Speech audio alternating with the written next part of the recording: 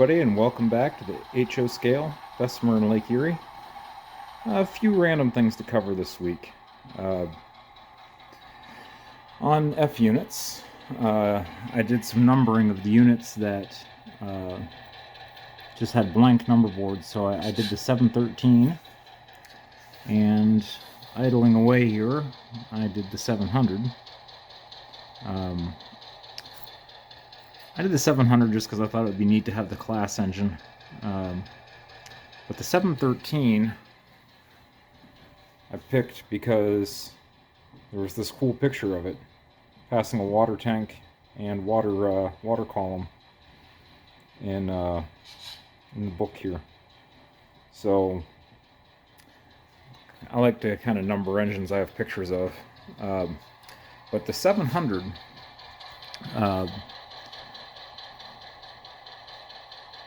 what I got going on here, and I have a whole separate video I'm working on this, is the B unit here is a dummy, and you can see I have it connected on a 4-pin harness that I've gotta neaten that up a little bit yet. But the 4-pin harness, it's picking up track power from the dummy unit, and the speakers are in the dummy unit. I ordered a Tang band speaker for that, but it's back-ordered. So what's in there right now is just some old BLI speakers, literally just laying in there loose. So don't judge the sound. I just want to make sure everything worked, and it does. It's going to work. It's going to work just fine. And actually, for just a couple, cheap little old factory speakers, just laying there, actually doesn't sound too bad. I mean, it doesn't sound good, but it's not terrible. So my plan, this ABBA set is the only F set that I have that has no sound at all. And I have another ABBA set that all 4 units have sound, and it sounds amazing, but the neighbors can also hear it. So I think what I want to do is do some shuffling, and I might leave that 4 sound unit the way it is and just turn it down because it sounds really good. But I might take these, put them in this pair, then take the displaced pair and put them with my Athearn Genesis set. So I have 3 ABBA sets and an ABA set, and then they'll all have sound of some kind, all different, but they've all got they all have sound at that point. Out of all of them, the Athearn Genesis I think came with Tsunami in it, and I'll have to do a side by side. It sounds like absolute garbage compared to the TCS setups I have here. Now, to be fair, I've never opened up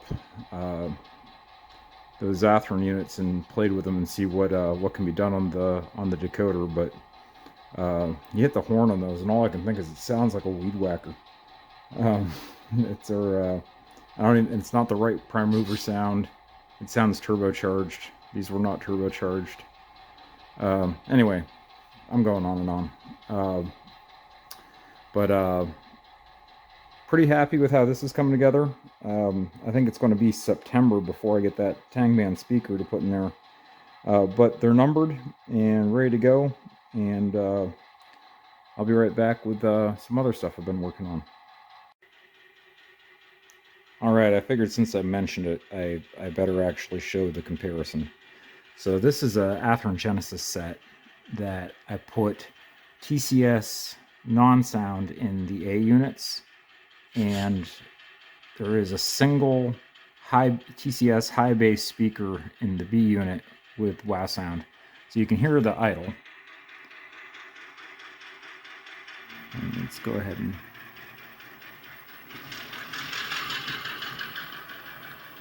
kind of get that sound there. And I know that later Bessemer units, the Leslie RS3 was a fairly common horn.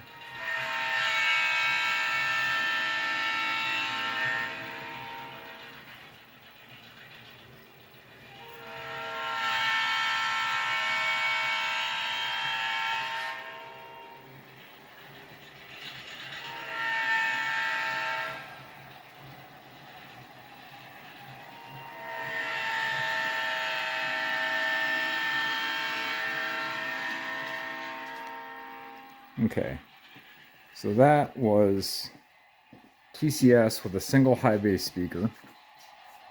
Now let's try, I don't know.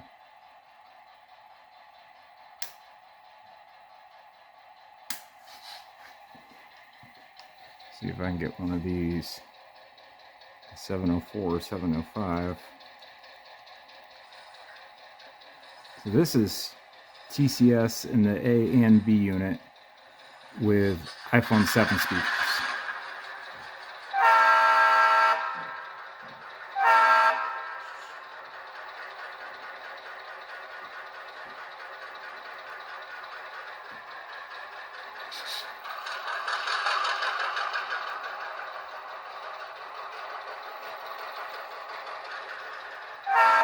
All right. And you heard the wow sound there with just so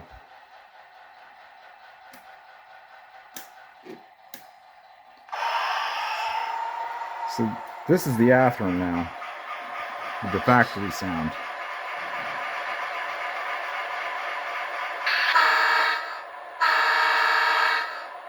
Yeah, I don't know what that is. Does not have a nice 567 chug sound. I don't know. So those will probably get replaced someday, not today. Okay, other big project. I finally got all the lights done in the Roundhouse. So the way I did this,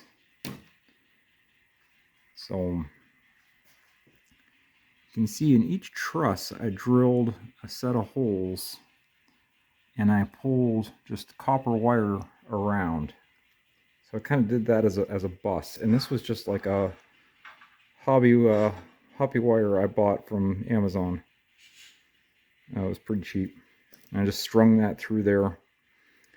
And then I got these nice warm white LEDs that came recommended from Dale Desser. He's one of the guys in my NMRA Division 12 group. And he loaned me a little lampshade, and I reverse engineered that lampshade, and I printed a whole bunch more and got them all in. So I had some of this done with incandescent because I really didn't like the color of LED the last time I did this, but this is better. Definitely better than the last time I did this. So here, we'll kind of turn the lights off for a second. And I think it's going to look just fantastic. Now, normally the roof would be on here,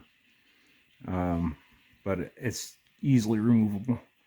I sure do like the way everything looks looking through the windows. I think it's pretty cool.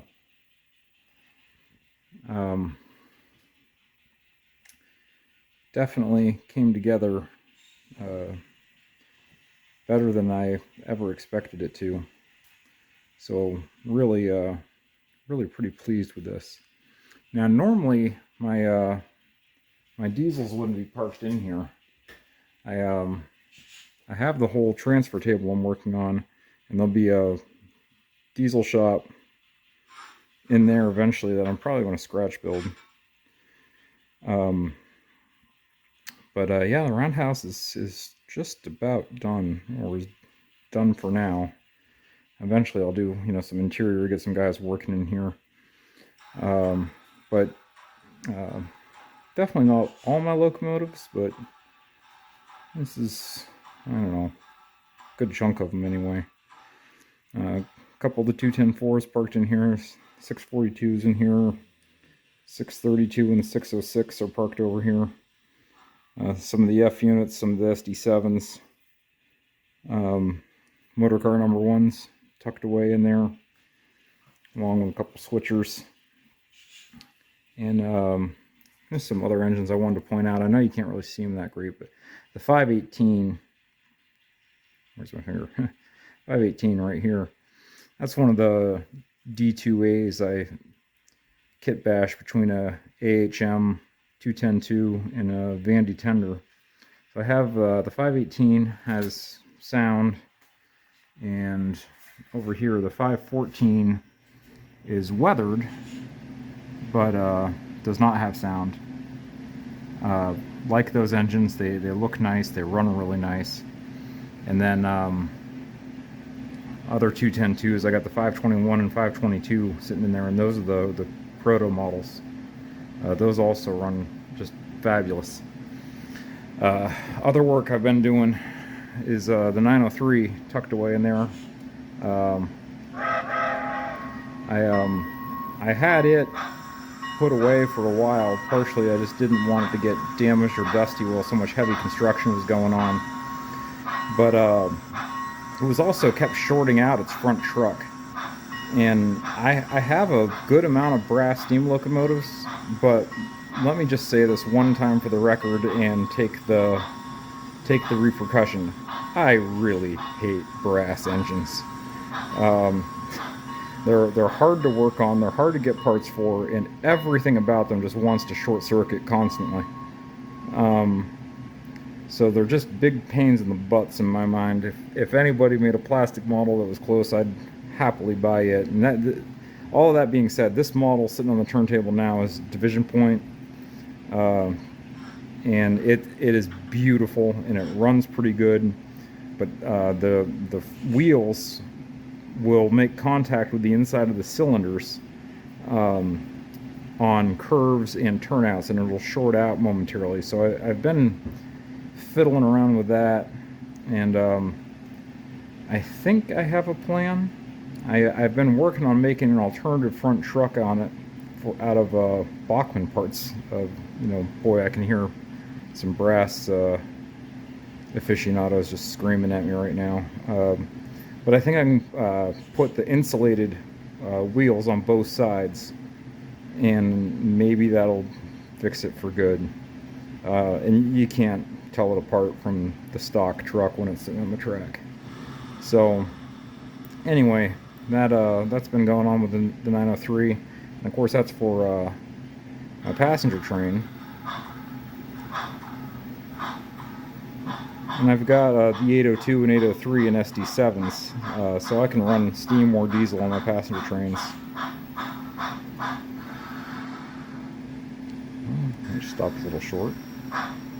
And just one other thing I wanted to point out here is, this passenger locomotives, these little Pacifics, and you look at how tiny that was next to the 210-4s, it really gives you a sense of scale of what we were talking about on these locomotives. I thought that was kind of neat. Anyway, I digress. The lights. So there's 54 lights. There's 3 in each bay. And the way I am powering these, I've got just an old Dell computer charger, and it's 19 volts, and that is running into this little buck converter. So I think if I hit this button, yeah, so 19.5 volts coming in, 2.8 volts going out, and you adjust that voltage through that little tiny screw right there on that pot. And these are real cheap. Buck converter, really great way of doing things. So I could dim those lights down a little if I wanted to, just by turning that pot. So I want to neaten this up a little bit yet, but I wanted to at least get it in here and get it working and see how it would all go. So anyway, real happy with how that turned out. I think it's going to be a winner. Alright, so that's the Roundhouse. Alright, I know this update's been a little bit haphazard and all over the place, but I've been working on a lot of random projects. Just, wanted to get a few odds and ends cleaned up, but one is getting this outside track laid. So starting here, this is at the workbench, the Allegheny Industrial District.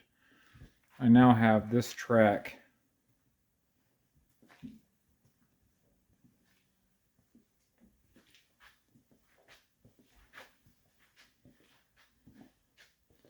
out around North Bessemer Engine Terminal.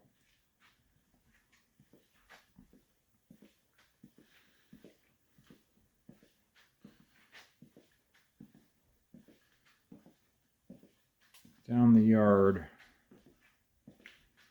through the dock, and up to the crossover here, coming up to 6N. I was hoping to get a couple trains running and maybe see some opposed movements, which is something I've dreamed about since I started thinking about this layout. Seeing hopper trains pass each other, but not quite there yet. The track's laid, but got a lot of wiring to do before I can actually run on it. So once I get that done, I'll have to continue the second track around. Got to put in switches for the Cranesville yard leads,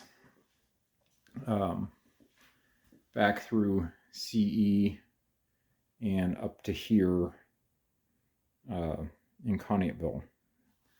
So once I get that track laid, then I think it's going to be onto the helix. But it's going to take a little bit. I've got a few switches to lay, switches to build rather, fast track switches to build, some track to lay obviously, and a bunch of wire to run. So a few weeks at least. Definitely in no hurry, but I'm kind of targeting the helixes for fall build. And I think that's about it for this week. And I guess I'll see everybody next time here in the HO Bessemer and Lake Erie.